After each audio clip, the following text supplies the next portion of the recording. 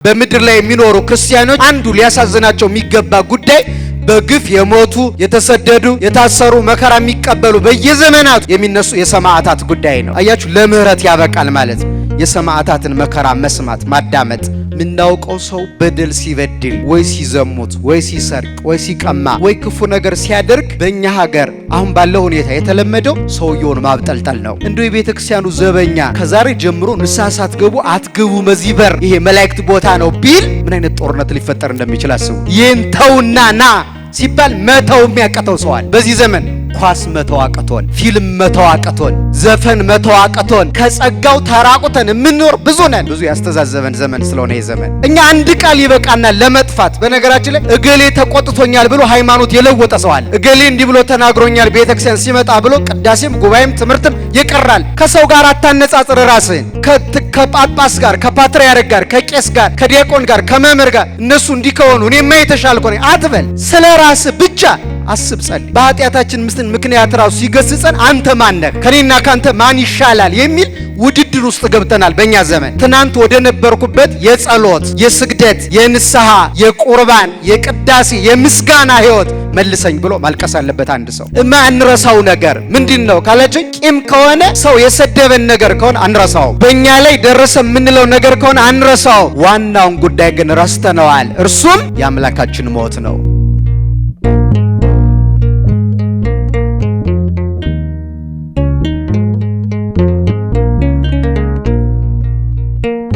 ወመንፈስ ቅዱስ አሃዱ አምላክ አሜን። ይትባረክ እግዚአብሔር አምላከ እስራኤል ዘአብጽሐነ እስከ ዛቲ ሰዓት በሀብቱ ስቦ በረድኤቱ አቅርቦ በቸርነቱ ጠብቆ ከመዓቱ ሰውሮ ይቅርታውን አብዝቶ በዚህ ቅዱስ ስፍራ የሰበሰበን የቅዱሳን አባቶቻችን አምላክ ልዑል እግዚአብሔር ስለማይነገር ስጦታው ሁሉ ስሙ ለዘለዓለም የተመሰገነ ይሁን።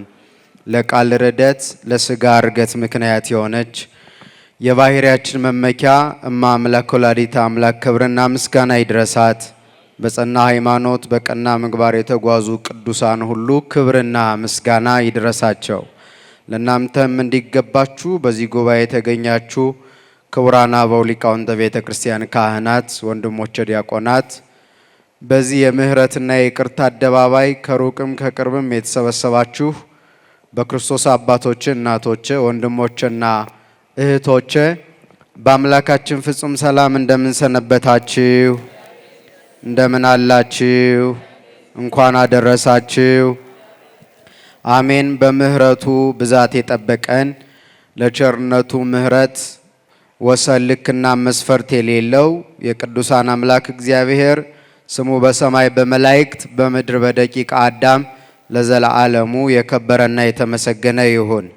እንደ እግዚአብሔር ቅዱስ ፈቃድ በአንድ የመጽሐፍ ቅዱስ ክፍለ ምንባብ ኃይለ ቃል ላይ ተነስተን እንማራለን።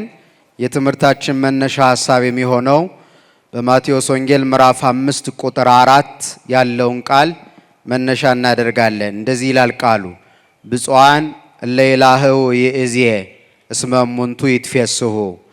ዛሬ የሚያለቅሱ ብፁዓን ናቸው ይደሰታሉና ይላል። ቃሉን አብረን ብንለው ደስ ይለኛል። ዛሬ የሚያለቅሱ ምኖች ናቸው? ምን ይላሉና? ይደሰታሉና ይላል።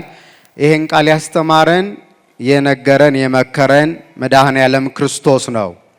ይህ ትምህርት አንቀጸ ብፁዓንና የተራራው ስብከት በመባል ይጠራል። ጌታችን ለደቀ መዛሙርቱ በተራራ ላይ ሆኖ ካስተማራቸው የመጀመሪያ ትምህርቱ አንዱ ይሄ ነው። በውስጡ 10 አንቀጾች አሉት። ብፁዓን ብፁዓን ብፁዓን የሚሉ አንቀጾች አሉት። ሰዎች በምድር ላይ ሲኖሩ ክርስቲያኖች ሊፈጽሟቸው የሚገቡ በጎ ጉዳዮች ለእግዚአብሔር መንግሥት የሚያበቋቸውን በዝርዝር 10 ነጥቦችን ጠቅሶ ያስተማረበት ነው። ሌሎቹም ብዙ አሉ የምታውቋቸው ማለት ነው። ለምሳሌ ስለ ጽድቅ የሚራቡ ምኖች ናቸው? ብፁዓን ናቸው ይጠግባሉና እያለ ማለት ነው። የሚያስታርቁ ብፁዓን ናቸው ምን ይላሉና? እነርሱም ከእግዚአብሔር ምሕረት ያገኛሉ እግዚአብሔርን ያዩታልና እያለ 10 አንቀጾችን ጠቅሶ አስተምሯል። እኛ ዛሬ ከ10 አንዱ የሆነውን ዛሬ የሚያለቅሱ ምኖች ናቸው? ብፁዓን ናቸው። ምን ይላሉ? ይደሰታሉና የሚለውን ነው የምናየው። ስለ እያንዳንዱ ሲናገር የተናገረውን ተቃራኒ ነገር ነው የሚያስቀምጠው ወንጌሉ። ለምሳሌ የልቅሶ ተቃራኒ ደስታ ነው አይደለም?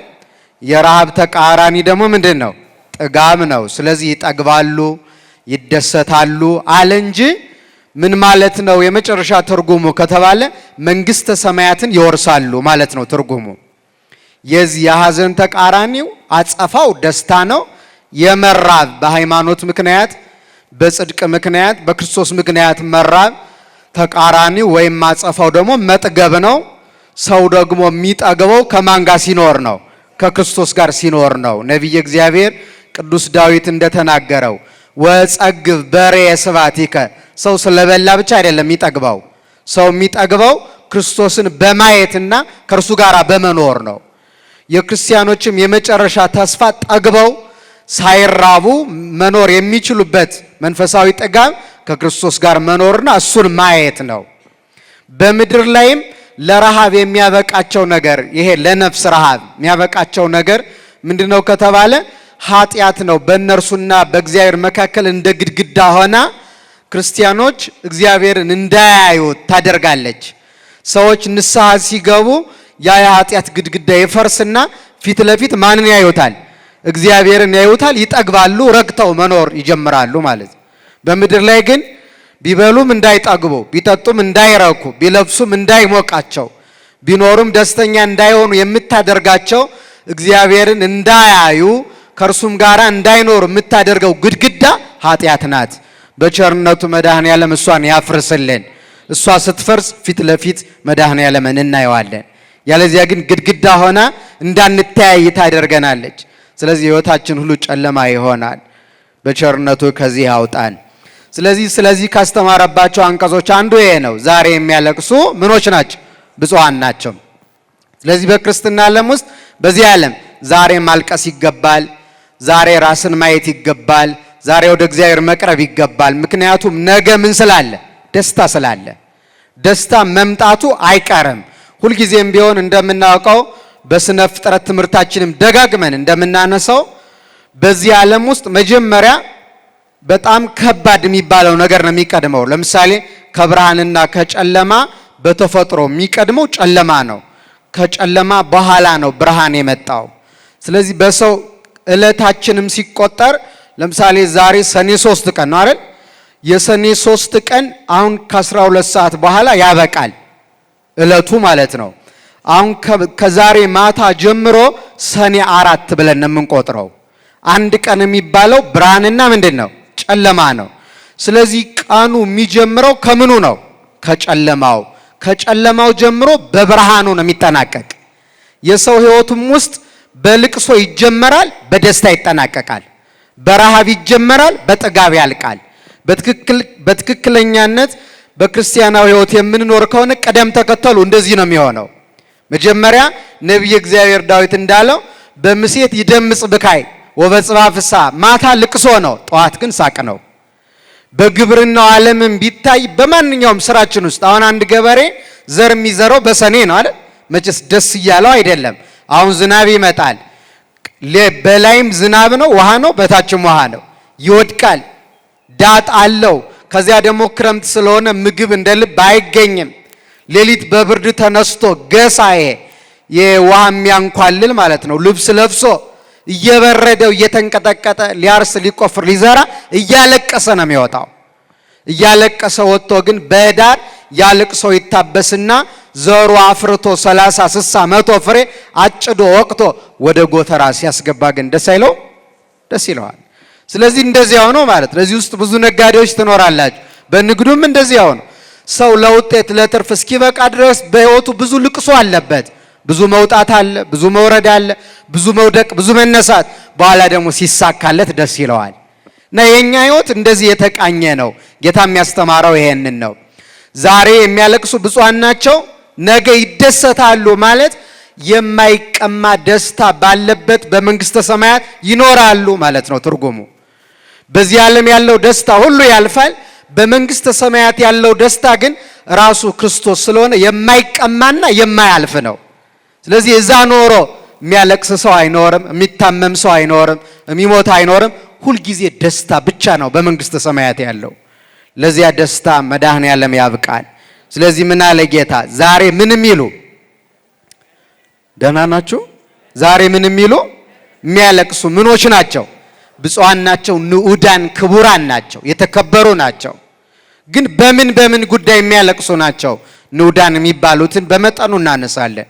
እንደሚታወቀው በአባቶቻችን ትርጓሜ ሁለት አይነት ሐዘን አለ ይላሉ። ሁለት አይነት ልቅሶ አለ።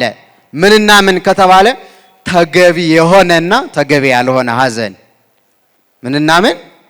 በሰው ሕይወት ውስጥ በቃ ሊያለቅስ ይገባዋል በዚህ ምክንያት ይባላል አንድ ሰው። በዚህ ግን ማልቀስ የለበትም ደግሞ ይባላል። ለምሳሌ ከማይገባው ብንጀምር አይገባም ሲባል ጨርሶ ማዘን አንችልም ማለት አይደለም። ግን መጠን አለው፣ ወሰን አለው። እነዚህ መጠን ወሰን ልክ ያላቸው ሐዘኖች ምን ናቸው ከተባለ አባት እናት ሲሞት፣ እህት ወንድም፣ አጎት አክስት፣ ዘመድ በጠቅላላ ሲሞት ማዘን ይገባል። ግን ወሰንና ልክ አለው የለው? አለው። በክርስቲያን ሁልጊዜ እንደሚባለው በስርዓታችን የተሰራልን ሐዘን ሲገጥመን 3 ጊዜ እንድናለቅስ። ያ የሞተው ሰው ነፍሱ ስትወጣ አስከሬኑ ከቤት ሲወጣና አስከሬኑ ወደ መቃብር ሲወርድ 3 ጊዜ እንዲለቀስ ስርዓት ተሰርቷል በአባቶቻችን። ነፍሱ ከስጋው ስትወጣ ምናለቅሰው ነፍሱ ከስጋው እንደተለየች ነፍሱ ደግሞ ከእግዚአብሔር እንዳትለይ፣ ስጋው ከቤቱ እንደወጣ ነፍሱ ከገነት እንዳትወጣ ከመንግስተ ሰማያት፣ ስጋው ወደ መቃብር እንደወረደ ነፍሱ ደግሞ ወደ ሲኦል እንዳትወርድ ወደ ገሃነም በእንባችን እግዚአብሔርን እንማጸነዋለን። ግን በመጠኑ አልቅሰን እንሸኛለን ማለት። ሌላም ርስት ብናጣ በዚህ ዓለም ሀብት ንብረታችን ቢቀማም የመጨረሻ ተስፋችን የዚህ ዓለም ሀብትና ንብረት ስላልሆነ እንጽናናለን። ምክንያቱም ክርስቲያኖች ተስፋ የሚያደርጉት ሀብት አለ። እሱ ደግሞ በየት ያለ ነው? በመንግስተ ሰማያት ያለ ነው። እና ይሄ ሁል ጊዜ እያዘን እያለቀስን እንድንኖር የሚያደርጉን አይደሉም ለማለት ነው። ግን እንደ ሰው ልናዝን እንችላለን። ለምንድነው ምንጽናናው? ከሆነ ጊዜ በኋላ ምንተው ከተባለ እናት አባት ሲሞትበት ሰው በስላሴ ይጽናናል። ስላሴ አባት እናት ስለሚሆኑት ማለት። እህት ወንድም ሲሞትበት ይጽናናል። መላእክት እህት ወንድም ስለሚሆኑለት። አጎት አክስት ዘመድ ቢሞቱለት ቅዱሳን ዘመድ ስለሚሆኑት ይጽናናል። ርስት ቢያጣ መንግስተ ሰማያትን ተስፋ አድርጎ ይጽናናል ማለት ነው። በዚህ ምክንያት ሐዘኑና መከራው የተገደበ ይሆናል። ነገር ግን ባለ በዘመኑ ሁሉ በክርስትና ሲኖር ሊያለቅስላቸው የሚገቡ 5 መሰረታዊ ጉዳዮች አሉ። ስንት ንገሩኛ? 5 ናቸው። በደንብ ስሙኝ። አንድ ክርስቲያን ሊያዝንባቸው ሊረሳቸው የማይገቡ ማለት ነው። 5 የሐዘኑ የመከፋቱ ምንጮች የሆኑ 5 ጉዳዮች አሉ። አንደኛው ሞተ ወልደ እግዚአብሔር ይባላል። የክርስቶስ ሞት። ይሄ በክርስትና ዓለም ውስጥ ሊረሳ የማይችል ሐዘን ነው። ይረሳል? አይረሳም። ለዚህ ነው ቤተክርስቲያን በየቀኑ ስርዓት ሰርታ ይህን እንዳንረሳው በጸሎት ሰዓታችን እንድናስታውሰው። ለምሳሌ ጠዋት 12 ሰዓት ለጸሎት ስንቆም ትዝ ይለናል። በትክክል የምናስብ ከሆነ 12 ሰዓት ለጸሎት የሚቆም ሰው አንድ ነገር ሕሊናው ላይ መምጣት አለበት። እሱ ምንድነው? ለእርሱ ሲል መድኃኔዓለም በጲላጦስ አደባባይ መቆሙ ትዝ ይለዋል። አልቆመም? ቆሟል።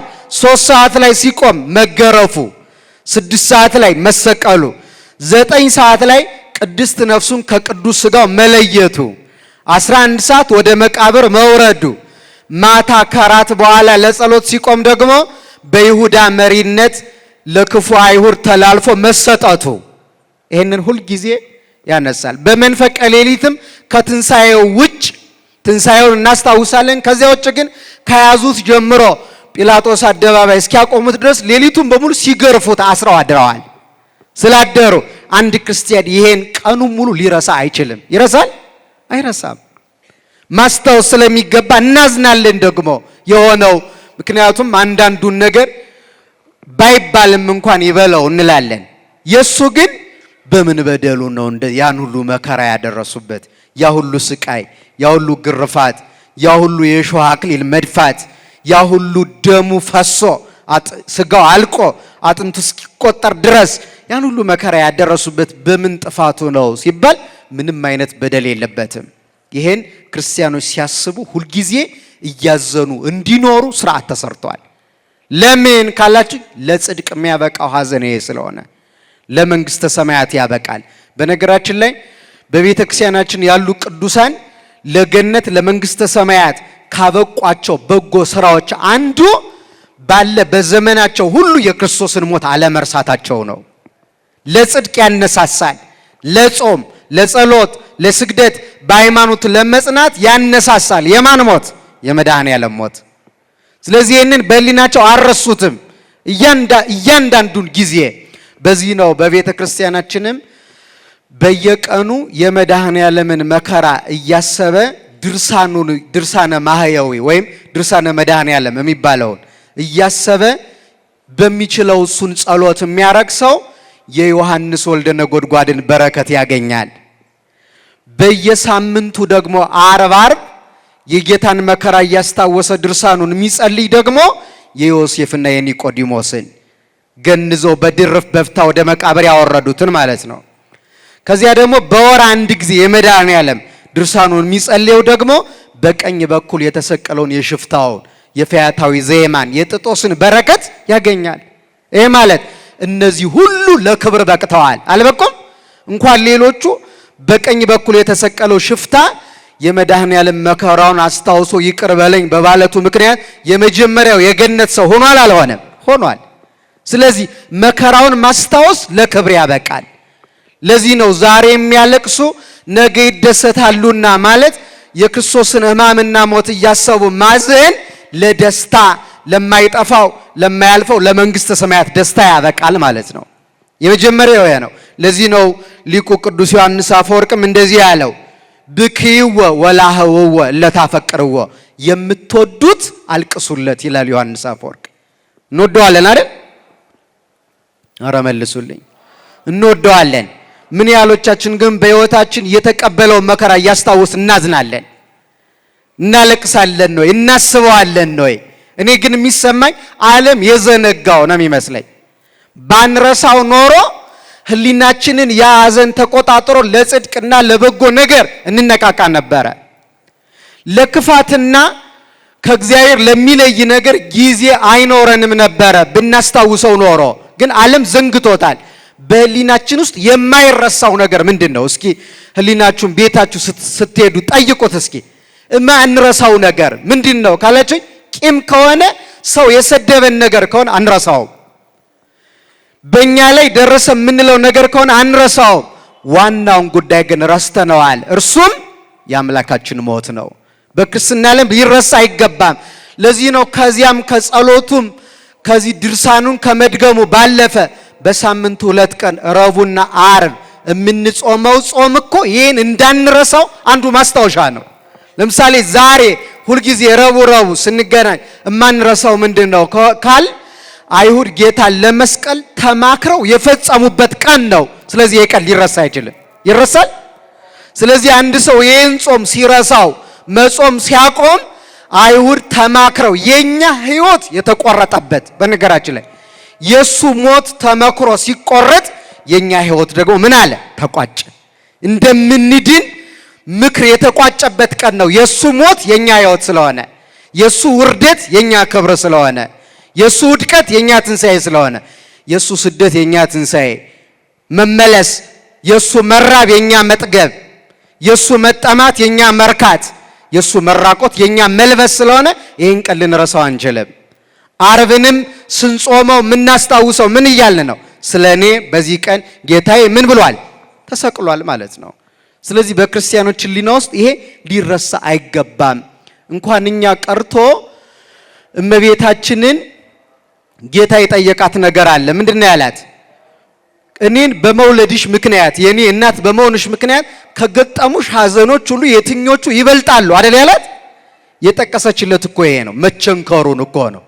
በሁለት ሽፍቶች መካከል መሰቀሉን፣ ልብሱን መገፈፉን፣ ይሄን መከራውን ነው 5ቱን ዘርዝራ የነገረችው።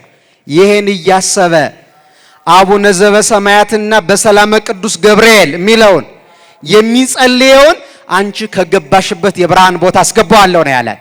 አያችሁ ለክብር ያበቃል ማለት ሞቱን ማሰብ አለመርሳት ሊረሳ ስለማይችል በዚህም ዛሬ የሚያለቅሱ ብፁዓን ናቸው ነገ ይደሰታሉ ከተባሉት አንዱ ሞተ ወልደ እግዚአብሔርን በዘመኑ ሁሉ ሳይረሱ ከኖሩ ቅዱሳን አንዱ ዮሐንስ ወንጌላዊ ነው።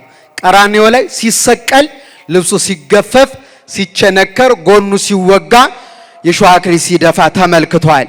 ስለዚህ ያን መከራ ስለተመለከተ 70 ዘመን ሙሉ ፊቱ ተቋጥሮ ኑሯል። በጣም በርካታ ስሞች አሉት። ከነዚያ ስሞቹ አንዱ ቁጹረ ገጽ ይባላል። ፊቱ የተቋጠረው ሐዋርያ። አያችሁ ፊቱ ተቋጥሮ የኖረው በምን ምክንያት ነው? የክርስቶስን መከራ ስለተመለከተ። ከቃሉ ጋር ናችሁ? እግዚአብሔር ከሁላችን ጋር ይሁን። ስለዚህ አንደኛው በሕይወታችን ውስጥ የሚያሳዝነን ነገር ለዋጋም የሚሆነን የሚጠቅመን ሐዘን የትኛው ነው? የክርስቶስን መከራ እያሰቡ መጸለይ። ሐዋርያው እንዳረገው በአንጻረ መስቀል ቀዊሞ ዮሐንስ በከየ እንዘይብል ወይሌ ወይሌ አማውተ ከርሱ ከመነደ እሳት ውእየ። ለገባው ሰው የክርስቶስ መከራ አንጀትን የሚያቃጠል ነው፣ ያሳረራል በጣም እያንዳንዱን ነገር ብንተነትነው ብንመረምረው የሚያሳዝን ነው። ስለዚህ በክርስቲያኖች ሕሊና ውስጥ ሊጠፋ የማይገባው ሐዘን ዋጋም ያለው ሐዘን አንዱ ይሄ ነው ማለት ነው። እሱን እያሰብን በስሙ እየተማጸን በቤተ መቅደሱ ጸንተን ኖረን እነዚህ ሁሉ ቅዱሳን ከገቡበት ብሩህ ሀገር የብርሃን ሀገር እንድንገባ መድኃኔዓለም ይርዳን። ይሄም በማሰብ በርካታ ቅዱሳን እንደና አባ መባጽዮን ያሉት ሌሎቹም ቅዱሳን ለምሳሌ አባ መባጽዮን ዓርብ ኮሶ ይጠጡ ነበረ። መራራውን ኮሶ ለኔ ሲል መራራውን መከራ ተቀብሏል ሲሉ ማለት ነው። ተቀብሏል ሲሉ ይሄን አድርገዋል። አንዳንዶቹ ደግሞ ጎናቸውን በጦር እየተወጉ እንቅልፍ እንዳይወስዳቸው እንቅልፍ ቢተኙ የክርስቶስን መከራ የዘነጉ ስለሚመስላቸው አንዳንዶቹ ከአምድ ጋራ እንደዚህ ሰውነታቸውን አስረው ከምሰሶ ጋራ፣ አንዳንዶቹ ደግሞ ጸጉራቸውን ከጣራ ጋር አስረው በትጋሊ ጸንተው ያደሩት የክርስቶስን መከራ በማሰብ ነው። በምድር ላይም መከራ ሲገጥማቸው እኛ እንጸድቅ ብለን ዋጋ እናገኝ ብለን ነው፣ እርሱ ግን እኛን አጸድቅ ብሎ አከብር ብሎ ነው መከራ እየተቀበለው እያሉ ይጽናኑ ነበረ ማለት ነው። ይሄ ዋጋ የሚያሰጥ መከራ ስለሆነ እንዳንረሰው ልባችንን በቸርነቱ ያብራልን። ሁለተኛው የተወደዳችሁ ክርስቲያኖች በምድር ላይ የሚኖሩ ክርስቲያኖች ሌላው ሊያዝኑበት የሚገባው ሁለተኛው ጉዳይ ግፍአ ሰማዕታት ትናንትና የነበሩ ዛሬም ያሉ እስከ ጌታ ምጽአት ድረስ ዓለም እስኪያልፍ ድረስ በሃይማኖታቸው ምክንያት መከራ የሚቀበሉ ሰማዕታት አሉ። ስለዚህ ከሞት የተረፉ ከጥላ ያረፉ ክርስቲያኖች እነዚያን ሰማዕታት መርሳት የለባቸውም። ለዚህ ነው ቤተ ክርስቲያናችን በየቀኑ የሰማዕታትን ቀን ለይታ በዓል እያከበረች አንዱ በነገራችን ላይ በዚህ ቀን ሰማዕት እገሌ ይከበራል፣ በዚህ ቀን ሰማዕት እገሌ ይከበራል ብላ ገርል ጽፋ መልክ ደርሳ ቤተ ክርስቲያን አንጻ ታቦት ቀርጻ ስንክሳር ጽፋ ገርሉን እያነበብን እንድንኖር የምታደርገው አንዱ በረከት እንድናገኝ ሲሆን ሁለተኛ እንዳንረሳቸው ነው። ምክንያቱም የእያንዳንዱ ክርስቲያን ጎዳና ያ ስለሆነ መረሳትም ስለሌለባቸው የቤተ ክርስቲያንም ወርቆችና ጌጦች ስለሆኑ ክርስቲያኖች ይህን እያሰቡ የሚያለቅሱት እግዚአብሔር የድካማቸውን ዋጋ ያስቀርባቸዋል ብለው አይደለም። ከኔ ጋር ናቸው ብለው አይደለም። አያስቀርም። እግዚአብሔር ተባሪዮ በስሙ ያሳየናትን ትንሽ ፍቅር የሚያስቀር አመፀኛ አምላክ አይደለም። የሆነው ሆኖ ግን አዝነን ከመከራቸው ተሳትፈን ከክብራቸውም እንድንሳተፍ በምድር ላይ የሚኖሩ ክርስቲያኖች አንዱ ሊያሳዝናቸው የሚገባ ጉዳይ በግፍ የሞቱ የተሰደዱ የታሰሩ መከራ የሚቀበሉ በየዘመናቱ የሚነሱ የሰማዕታት ጉዳይ ነው። ስለዚህ ቅዱስ ጊዮርጊስን አንረሳውም፣ መርቆሪዎስን አንረሳውም፣ ፋሲለደስን አንረሳውም፣ ፊቅጦርን አንረሳውም፣ ገላውዲዮስን አንረሳውም። ቤተክርስቲያን ብትገቡ በየቀኑ ስንክሳር ይነበባል። ይነበባል አይነበብም? ወበዛቲ ዕለት አይረፈ አባ እገሌ ይሄን ሰርቶ አረፈ ብለን እንድንዘክራቸው፣ ይህን ደግሞ ማድረግ የሚያስገኘውን ዋጋ በዝርዝር ይህንን ድርሳን ይህን ገድል የጻፈ ያልጻፈ ያነበበ የተረጎመ ወለዘ ሰማ ቃሎ በዝነ መንፈስ በማስተዋልም የሰማ ይህን ሰው በጣም የሚያገኘውን በረከት ምን ይላል? ወለዘ ሰማ ቃሎ በዝነ መንፈስ ህቡረ ይመሐረነ ኢየሱስ ክርስቶስ። የጻፉትን ያጻፉትን ያነበቡትን የተረጎሙትን ያዳመጡትን ሁሉንም ኢየሱስ ክርስቶስ ይማራቸው ይላል። አሜን አትሉም እንዴ? ምን ይበላቸው? አያችሁ፣ ለምህረት ያበቃል ማለት የሰማዕታትን መከራ መስማት ማዳመጥ፣ ስንክሳሩን ማንበብ፣ ገርላቸውን አክብሮ መስማት፣ ዝክራቸውን መዘከር፣ በቃል ኪዳናቸው መማጸን ምን ያመጣል? ክብር ያመጣል። ህቡረ ይመሐረነ ኢየሱስ ክርስቶስ ነው የሚለው። ኢየሱስ ክርስቶስ ይህን የሚያደርጉትን ሁሉ በአንድነት ምሕረቱን ይላክላቸው ነው የሚለው። የኛ ደግሞ የክርስቲያኖች ዋና ዓላማ ምንድነው ከተባለ ለምሕረተ እግዚአብሔር መብቃት። እግዚአብሔር ምር ያለው እንዲለን ነው አይደለ? ምን ፈልገው የመጨረሻ ከእግዚአብሔር ምን ሰማው መልእክት ኑ እናንተ የአባቴ ቡሩካን የሚለውን ነው። ይሄ ደግሞ የእግዚአብሔር የምሕረት ቃል ይባላል። የመዓት ቃል ደግሞ አለ ከዚህ ተቃራኒ ይሆን እናንተ የአባቴ ርጉማን ከኔ ሄዱ ኡሜድ። ይሄ መዓት ነው።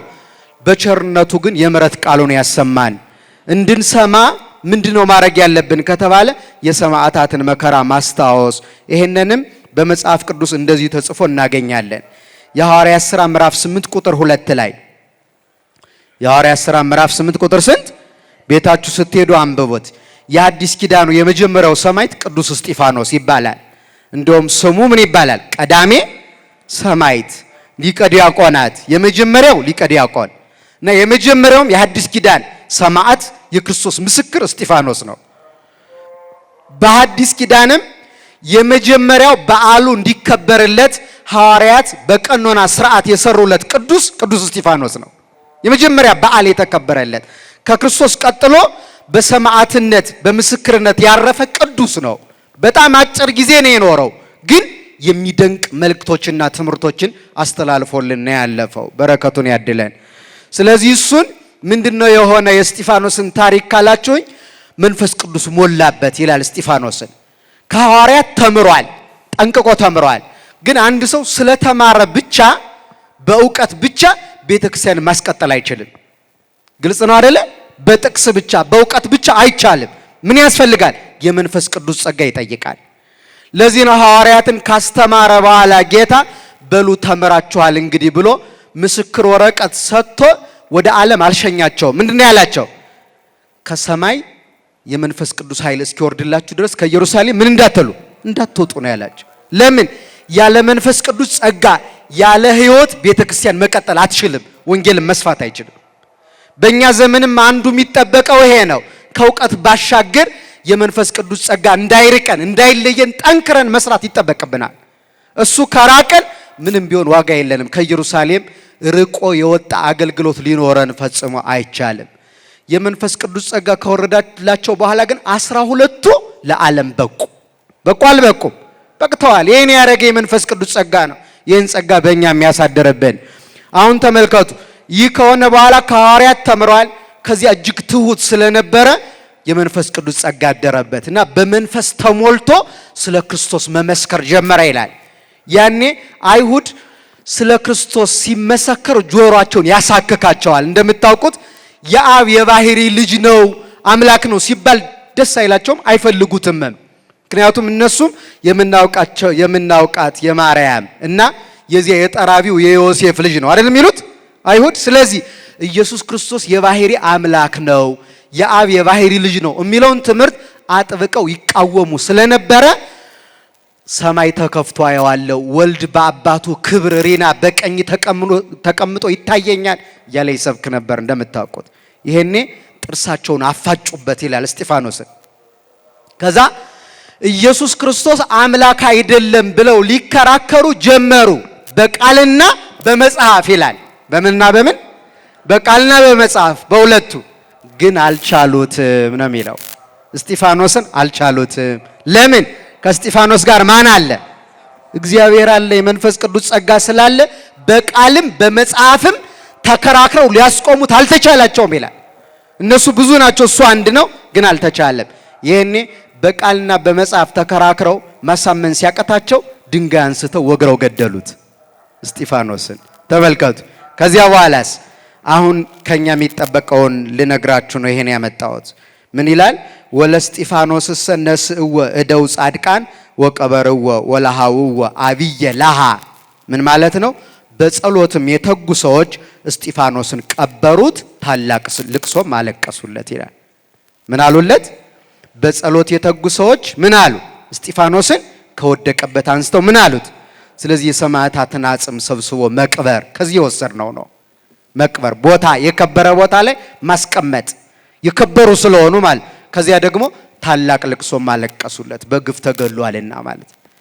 ግን ይሄ ምን ያስገኛል ከተባለ ደስታ ያመጣል፣ ለመንግስተ ሰማያት ያበቃል።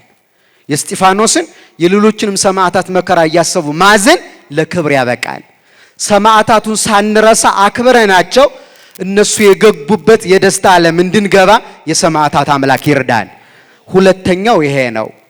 ሐዘን የሚገባው ልቅሶ የሚገባው ጉዳይ ክርስቲያኖችን ለክብር የሚያበቃቸው ማለት ነው።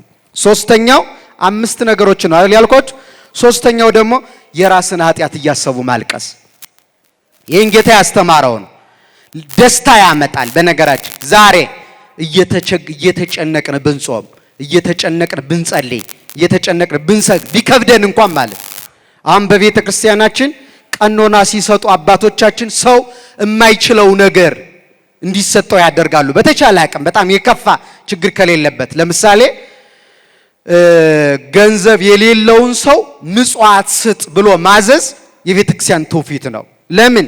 ገንዘብ ማግኘት አይችልም ያ ሰው። ስለዚህ ኃጢአት ምን ያህል መራራ እንደሆነ እንዲገባው ማለት ዋጋ የሚያስከፍል መሆኑ እንዲረዳ ማለት። ስለዚህ ዛሬ የሚያለቅሱ የተባለ ዛሬ ንስሐ የሚገቡ ዛሬ ስለ ኃጢአታቸው የሚያለቅሱ ሰዎች ንዑዳን ክቡራን ናቸው ይደሰታሉና ይላል። ለዚያ ደስታ መድኃኔዓለም ያብቃን። ነቢየ እግዚአብሔር ቅዱስ ዳዊት እንደምናውቀው በኃጢአቱ ምክንያት ሰው አስገድሎ የጎልማሳ ሚስት ቀምቶ እግዚአብሔርን አሳዝኖ ነበረ።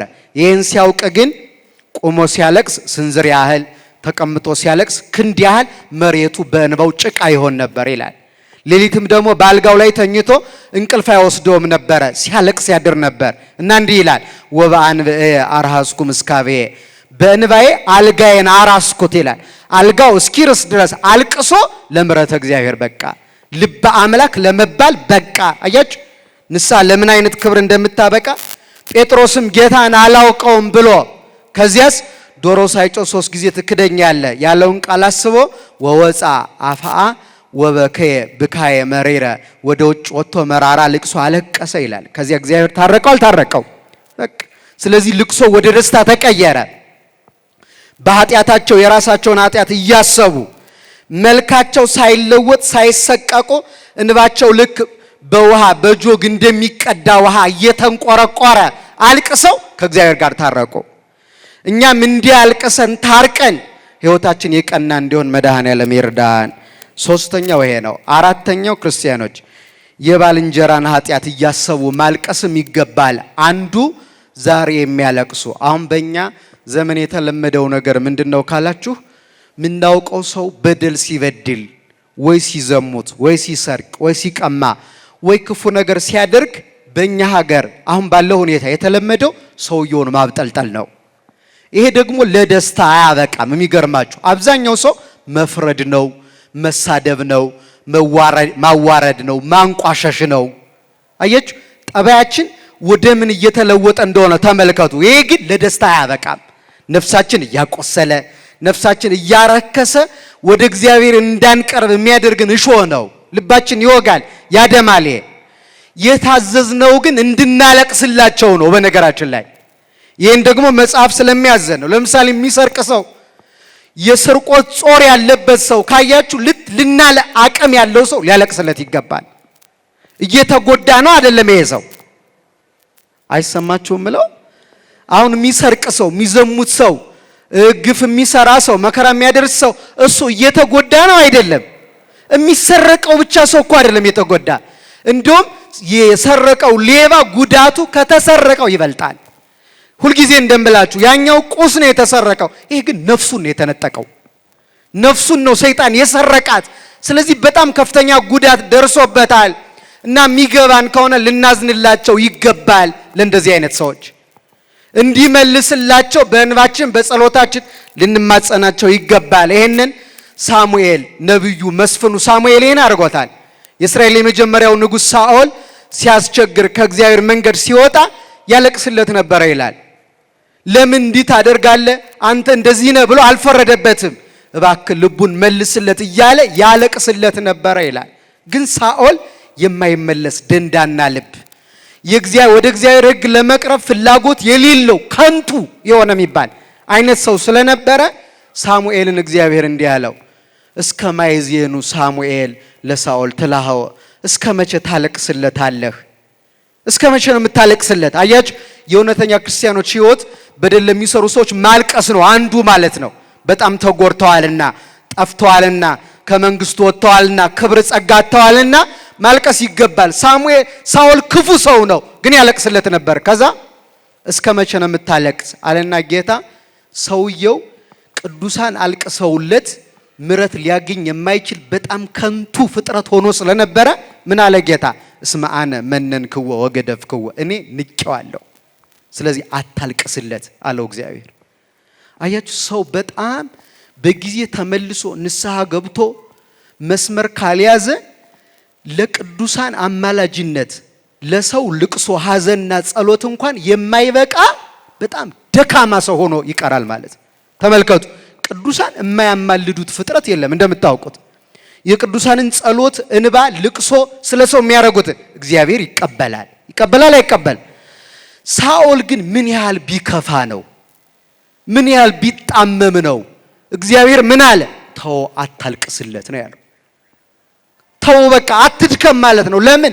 ልቡ ለምሕረተ እግዚአብሔር የማይሆን ልቡ ተጣሞ ያበቃ ሆኗል ማለት ነው። እንዲህ ከመሆን ማን ይሰውራል? ጭራሽ በቅዱሳን ጸሎትና እንባ እንኳን ለምሕረተ እግዚአብሔር ማንበቃ ክፉዎች እንዳንሆን ልባችን መጠበቅ ይገባል። አንድ ቀን ያቆማል። በነገራችን ላይ ጌታ ሲመጣ ብቻ አይደለም በምድርም እያለን ምሕረተ እግዚአብሔር ሊከለከል ይችላል። ይሄ እኮ ሁልጊዜ ማሳያል እንድናስታውሰው። ቅዳሴ መሃል ላይ ቄሱ ንጹሕ የሆነ ከቁርባኑ ይቀበል ይላል አይደለም? አይልም? ከዚህ ይሄን አዋጅ ካወጀ በኋላ እጁን ታጥቦ ገብቶ ዲያቆኑ ይሄን የቄሱን ቃል ያቃለለ ብሎ አዋጅ ያውጅና የመቅደሱን መጋረጃ ይዘጋዋል። ይሄም እንደሚያሳይ ታውቃላችሁ። ንጹሕ ሆነን እንድንቀርብ በተደጋጋሚ ተነግሮን መንገዱን አሳይተውን የንስሐን መንገድ አባቶቻችን ነግረውን የቀናውን የክርስትና ጎዳና መምራን ነግረውን በቃሉና በክርስትና ሕይወት ስንቀልድ ዘመናችን የምንፈጽም ከሆነ አንድ ቀን መጋረጃው ይዘጋል። ስለዚህ በሕይወታችን ውስጥ እንመለስ እንኳን ብንል እድል የማናገኝበት አስጨናቂ ጊዜ ይመጣል። ንስሐ እንግባ፣ እንቁረብ፣ ወደ እግዚአብሔር እንመለስ ብንል የማንችልበት መጋረጃው ያን የሚያሳየው ምሕረተ እግዚአብሔር የሚከለከልበት ጊዜ ይመጣል። ልባችንን ያየዋል እግዚአብሔር። ሁለት አይነት ጸሎት አለ በቤተ ክርስቲያን። አንደኛው የሚያደርጉትን አያውቁምና ምን በላቸው። ይሄ ደህና ሳለን ነው። ልባችን ደህና ሳለ እንዲህ አይነት ጸሎት ይሰራል። ከዚህ ውጭ ስንሆን ግን የሚገፉኝን ግፋቸው የሚል ጸሎት ደግሞ ይጀመራል። አይመለሱም፣ ለይቅርታ የሚሆን ልብ የላቸውም። ስለዚህ ቢኖሩ ምን ያደርጋሉ ወደሚል ማለት የሚጠብቃቸው መልአክ እባክህ ቶሎ ውሰዳቸው፣ ቢኖሩ ሰው ቢጎዱ ነው እንጂ አይጠቅሙም ብሎ የሚጸልይባቸው ስለሚሆኑ ማለት ስለሚሆኑ። እንደዚህ ከመሆን ግን መድኃኔዓለም ይሰውረን። ጌታ ግን ይሄን አድርጓል። በአህያ ተጭኖ ወደ ኢየሩሳሌም ከተማ ሲገባ ሕፃናት እንዳያመሰግኑት አይሁድ ይከለከሉ ነበር። ታስታውሳላችሁ? አታመስግኑት ይሉ ነበር። እነዚህን ሕፃናት ብትከለክሏቸው የቢታንያ ድንጋዮች ያመሰግኑኛል ብሏል አይደለም ጌታ? ተመልከቱ፣ ሰው እንዳያመሰግነው። እነሱ እኮ አለመቀበል ጌታን መብታቸው ነው። አንፈልግም ማለት መብት ነው። ግን ሰው ደግሞ እንዳያመሰግነው፣ ሰው እንዳያመልከው ማድረግ ግን ተገቢ አይደለም። አሁን ይሄን አስተውሉ። ከዛ ይሄን ካለ በኋላ ገብቶ ይላል ለከተማዋ አለቀሰላት ይላል። ለምን? ያ ጊዜ እንዲያለቀጥሎ ብታውቂስ ኖሮ የይቅርታሽ ጊዜ አሁን ነበረ። ላጠፋሽው ጥፋት ሁሉ ምሕረት ይቅርታ የሚደረግበት ጊዜው አሁን ነበረ። ግን አላወቅሽም፣ የመጎብኘትሽን ወራት አላወቅሽምና ከእንግዲህ ጠላቶችሽ መጥተው ይከቡሻል፣ ያስጨንቁሻል፣ ልጆችሽን ምድር ላይ ይፈጯቸዋል ብሎ ትንቢት ተናግሮ ጌታ ሄደ። ያለው ቃል አልቀረም። እሱን በገደሉት በ40 ዓመቱ ጥጦስ የሚባል የሮም ንጉስ ነግሶ መጥቶ ኢየሩሳሌምን ከበባት። ሀገሪቱ ፈረሰች። ከዚያ ህዝቡ ተሰደደ። እንደምታውቁት በአገር ሁሉ ተበትነው ኖሩ። ስለዚህ ጌታ ግን ምን ብሏል? በጊዜው ቢመለሱ ኖሮ አልቅሶላቸዋል ጭምር እየገፉት እንዳታመሰግኑት እያሉት ግን ያለቅስላቸው ነበር። ለሀገሪቱ አለቀሰ ማለት ሀገር ማለት ሰው ነው አይደለም? ስለዚህ ለሰው ማልቀስ ይገባል። ወደ እግዚአብሔር ላልተመለሰ ንስሐ ላልገባ አሁንም በክፋት ላለ ሰው ማልቀስ ይገባል። ያልቅሶ መነሻ አድርጎ ልቡን አራርቶ ከተመለሰ ተመለሰ፣ ካልተመለሰ ደግሞ የእግዚአብሔር ጥፋትና መዓት በጊዜው መምጣቱ አይቀርም። የሆነ ሆኖ ግን የኛ ድርሻ በክፋት ያለን ሰው መፍረድ፣ ማዋረድ፣ ማንቋሸሽ፣ መሳደብ ሳይሆን የድርሻችንን ልቡን እንዲመልሰው ማልቀስና መጸለይ ግን ከኛ ይጠበቃል። ይሄን የሚነግረን የቤተ ክርስቲያናችን ትምህርት ነው። እንኳን ለሌላ ለይሁዳ እንኳን አልቅሶለታል። አሳልፎ እንደሚሰጠው እያወቀ ወሶበሬዮ ለዚያ ያገባው ታውከ በመንፈሱ አሳልፎ የሚሰጠውን ደቀ መዝሙሩን አይቶ በመንፈሱ ታወከና አለቀሰለት ይላል። ለማን? ለይሁዳ። አራተኛው ይሄ ነው። አምስተኛውና የትምህርታችን ማጠቃለያ ዛሬ የሚያለቅሱ ብፁዓን ናቸው ነገ ምን ይላሉ?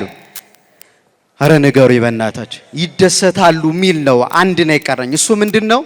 ክርስቲያኖች በምድር ላይ ሊያለቅሱበት ከሚገባው ዋናው ጉዳይ አንዱና የመጨረሻው ብዙ ይኖራሉ። የትምህርት የማጠቃለያ ግን ከእግዚአብሔር ጸጋ ሲርቁ ማልቀስ ይኖርባቸዋል። ከማን ጸጋ? እግዚአብሔር ያልሰጠን ጸጋ የለም። እመቤታችን አንዷ ጸጋችን ናት። መስቀሉ አንዱ ጸጋችን ነው። ቅዱሳን ስጦታዎቻችን ናቸው። ቤተ ክርስቲያን የክርስቶስ ጸጋ ናት። ክርስቶስ የሰጠን ታቦቱ ጸጋችን ነው አይደለም እንዴ? መጻሕፍቶቻችን፣ ጸሎቱ፣ ምጽዋቱ፣ ስግደቱ፣ ንስሐው፣ ቁርባኑ፣ ወደ እግዚአብሔር መመለስ በሙሉ የእግዚአብሔር ስጦታ ነው። ስለዚህ ከዚህ ስንርቅ አጥብቀን ማልቀስ ይኖርብናል። እባክህ ወደ ጸጋው መልሰኝ፣ ትናንት ወደ ነበርኩበት የጸሎት፣ የስግደት፣ የንስሐ፣ የቁርባን፣ የቅዳሴ፣ የምስጋና ህይወት መልሰኝ ብሎ ማልቀስ አለበት አንድ ሰው። ዕቃ ሲጠፋን ብቻ አይደለም ማልቀስ ያለብን፣ ከውስጣችንም ከዕቃ የሚበልጠው የእግዚአብሔር ጸጋ ወልቆ ሲጠፋ ማልቀስ ይገባል አይገባም? ብንረዳው ኖሮ በዚህ ዘመን ከብዙዎቻችን ጸጋ ርቋል። ያ ጸጋ እንዲመለስ አጥብቀን ማልቀስ ይኖርብናል አይኖርብንም? ይኖርብናል። በጣም ብዙዎቻችን ከቁርባን ርቀናል። ትናንት በጣም ጥሩ የጸሎት ህይወት ነበረን፣ ትተነዋል። ዛሬ ንስሐውን ለስሙ ንስሐ አባት ይዘን እንኖራለን፣ ግን አንገባም። ብዙ ጸጋ ርቆ እያወቅነው ነው። ደግሞ ጸጋው ሲርቀን ባዶነት ሲሰማን፣ አንገታችን ስንደፋ፣ ሞራላችን ሲነካ እያየ ነው። ምንም ዕቃ የጠፋን ያህል እንኳን ሳይሰማን ዝም ብለን እንቀመጣለን። ግን ማዘን ማልቀስ ይኖርብናል ከጸጋው ስንርቅ። ይህን በጣም ብዙ ቅዱሳን አድርገውታል። የአንዲት ቅድስት ታሪክ ነግሬያችሁ ላብቃ። ቅድስት ማረታ ትባላለች። ዛሬ በዓለ ዕረፍቷ ይከበራል። ሰኔ ስንት ቀን? 3 ቀን። በጣም አስደናቂ ታሪክ ያላት ሴት ናት። ከልጅነቷ ጀምሮ የዝሙት መንፈስ ያስቸግራት ነበር። በጣም ብዙ ትልልቅ ሰዎች፣ ብዙ ጎልማሶች፣ ወጣቶች እየሄዱ ከእርሷ ጋራ ያመነዝሩ ነበር ይላል። አንድ ቀን ግን የጌታ ልደት የሚከበርባት በዓል ቀን ለምን ዛሬ ቤተ ክርስቲያን አልሄድም ብላ ተነሳች ይላል። እና ወደ ቤተ ክርስቲያን ስትሄድ በሩ ላይ የቤተ ክርስቲያኑ ዘበኛ አትገቢም አላት ይላል። እንዳንቺ ያለ ሰው በፍጹም አይገባም። ይሄ ንጹህ ቦታ ነው፣ ይሄ ቅዱስ ቦታ ነው። አንቺ ግን በኃጢአት ስትረክሽ የኖርሽ ስለሆንሽ ላንቺ አይገባም ብሎ በር ላይ አቆማት ይላል።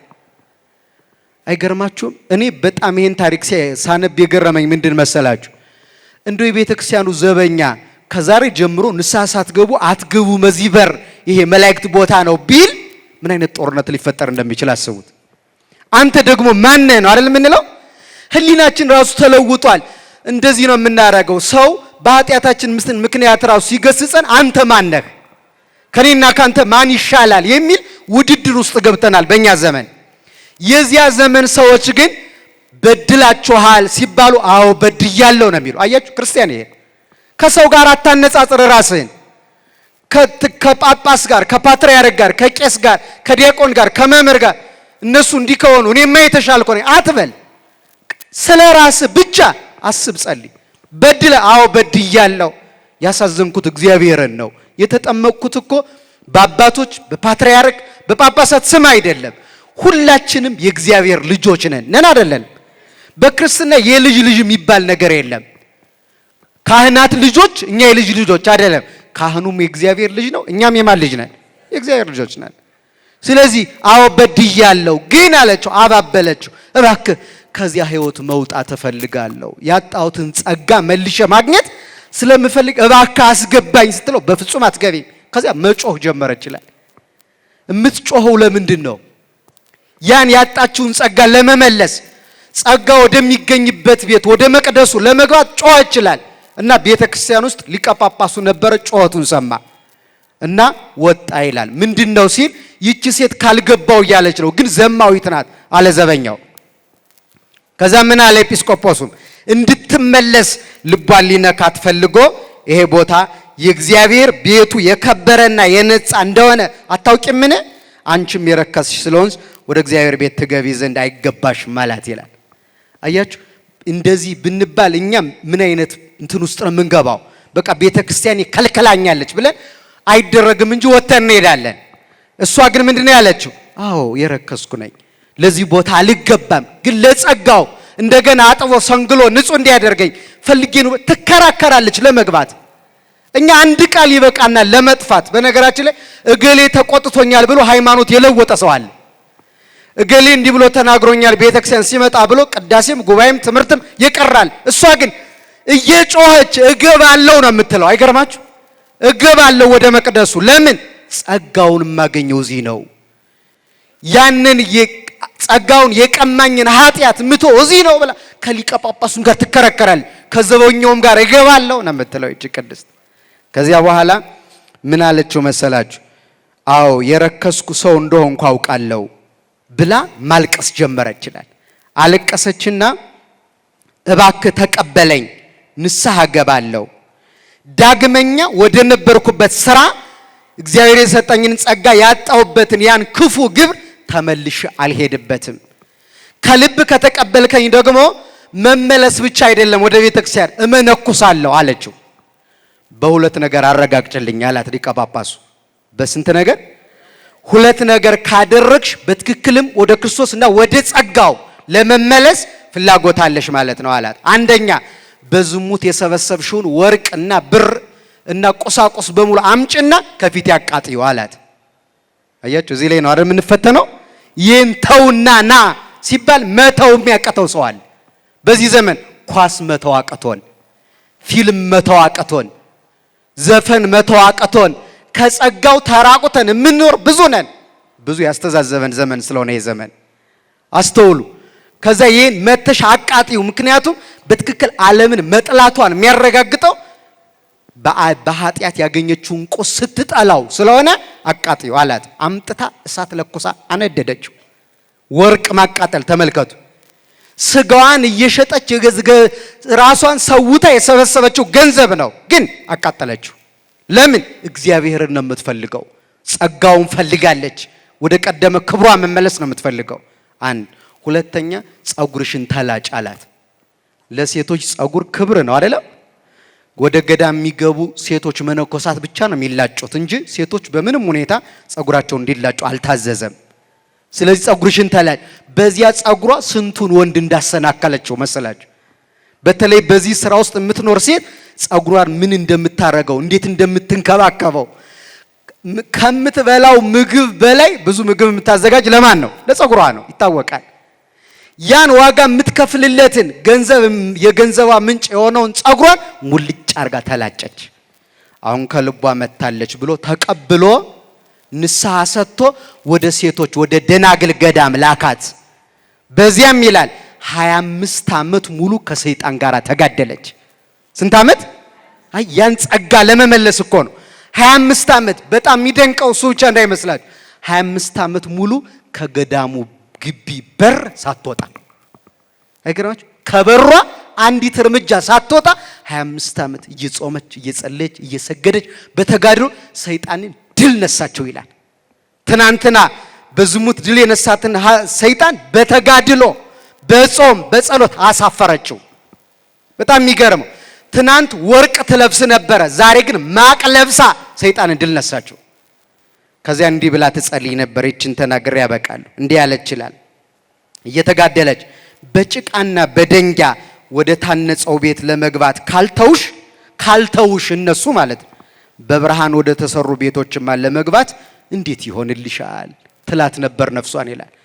በድንጋይ በዚህ ዓለም ያለችው ቤተክርስቲያን በድንጋይና በእንጨት በሲሚንቶ ነው የተሰራችው።